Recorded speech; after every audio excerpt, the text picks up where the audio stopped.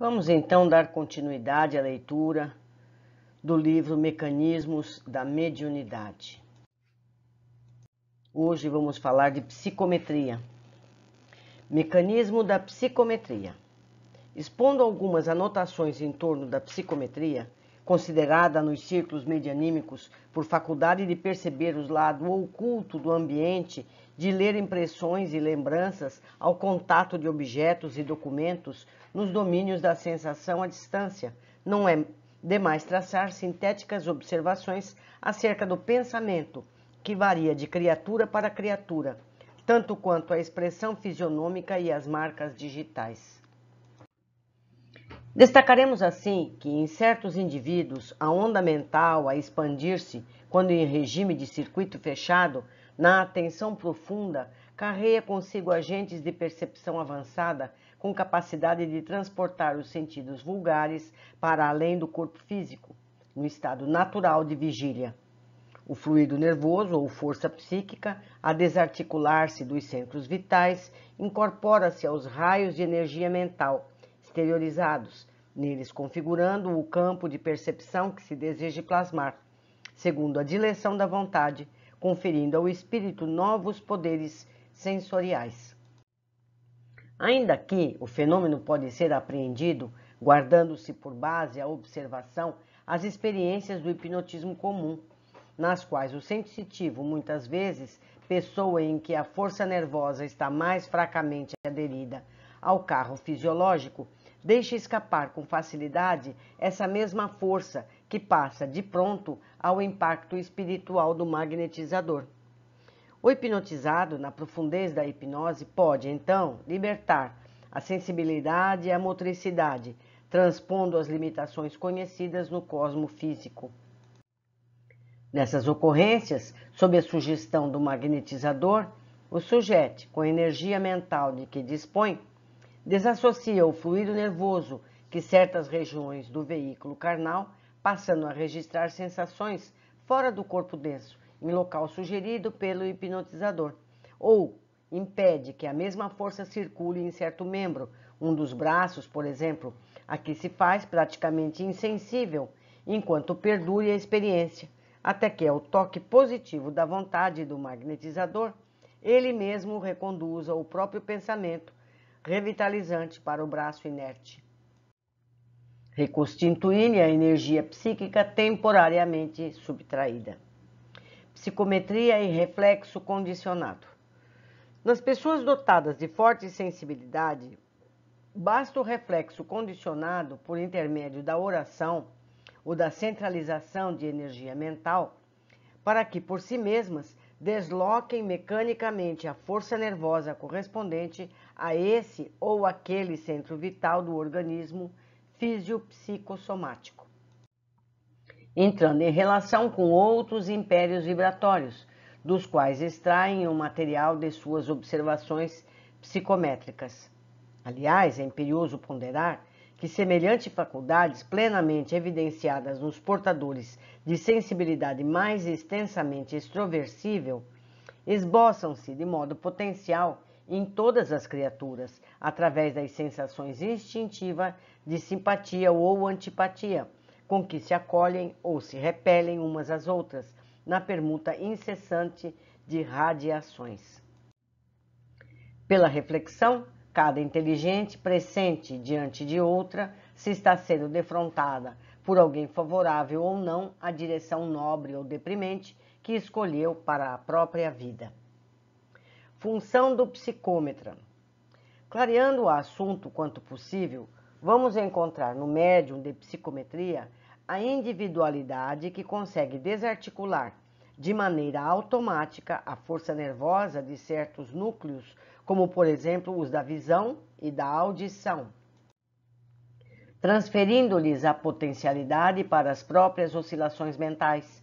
Efetuada a transposição, temos a ideia de que o medianeiro possui olhos e ouvidos à distância do envoltório denso, acrescendo muitas vezes a circunstância de que tal sensitivo, por autodecisão, não apenas desassocia os agentes psíquicos dos núcleos aludidos, mas também opera o desdobramento do corpo espiritual, em processo rápido, acompanhando o mapa que se lhe traça as ações no espaço e no tempo, como o que obtém, sem maiores embaraços, o montante de impressões e informações para os fins que se tem em vista. Interdependência do médium. Como em qualquer atividade coletiva entre os homens, é forçoso convir que médium algum pode agir a sós, no plano complexo da psicometria. Igualmente, aí, o sensitivo está com peça interdependente no mecanismo de ação. É como fartamente compreensível se os companheiros desencarnados ou encarnados da operação a realizar não guardam entre si os ascendentes da harmonização necessária. Claro está que a onda mental do instrumento mediúnico, somente em circunstâncias muito especiais, não se deixará influenciar pelos elementos discordantes, invalidando-se desse modo qualquer possibilidade de êxito nos tentames empreendidos. Nesse campo, as formas pensamento adquirem fundamental importância, porque todo o objeto deliberadamente psicometrado já foi alvo de particularizada atenção. Quem apresenta ao psicômetra um pertence de antepassados, na maioria das vezes, já lhe invocou a memória, e com isso, quando não tenha atraído para o objeto o interesse efetivo do plano espiritual, terá desenhado mentalmente os seus traços ou quadros alusivos às reminiscências de que disponha, estabelecendo assim recursos de indução para que as percepções ultrassensoriais do médium se lhe coloquem no campo vibratório correspondente. Caso de desaparecimento.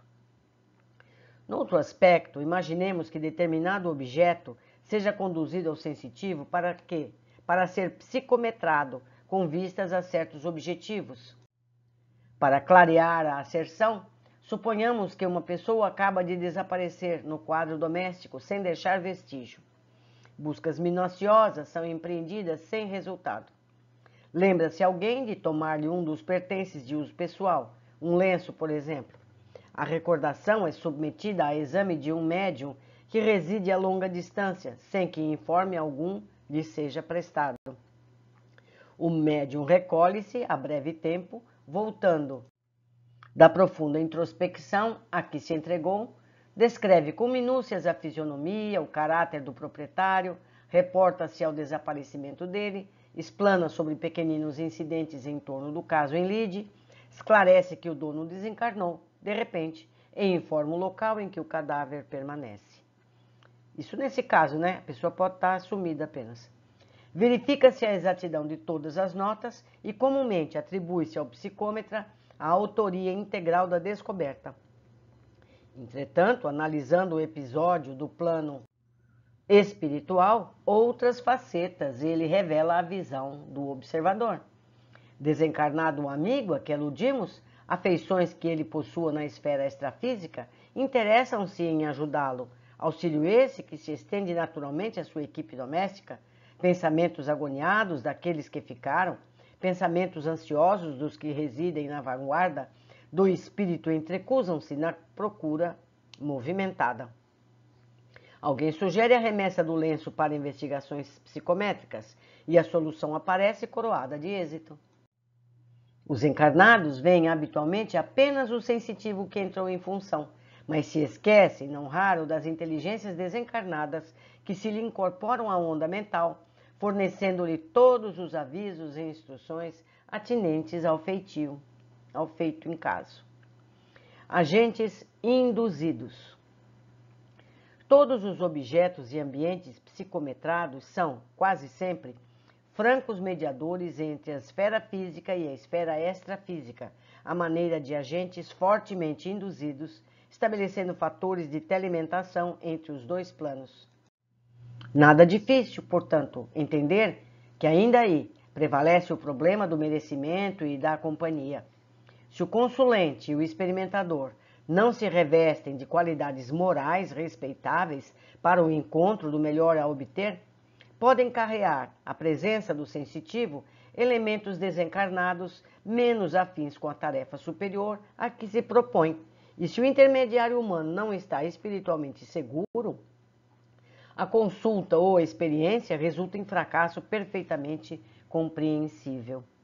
Nossas anotações, demonstrando o extenso campo de influenciação dos desencarnados em todas as ocorrências da psicometria, não excluem, como é natural, o reconhecimento de que a matéria assinala sistemas e vibrações criados pelos contatos com os homens e com os seres inferiores da natureza, possibilitando as observações inatuais das pessoas dotadas de poderes sensoriais mais profundos, como, por exemplo, na visão, através de corpos opacos, na clarevidência, na clareaudiência telementadas, na apreensão críptica da sensibilidade e nos diversos recursos radiestésicos, que se filiam notadamente nos chamados fenômenos de telestesia. Meus amigos, seguimos aprendendo. Vale lembrar que todos esses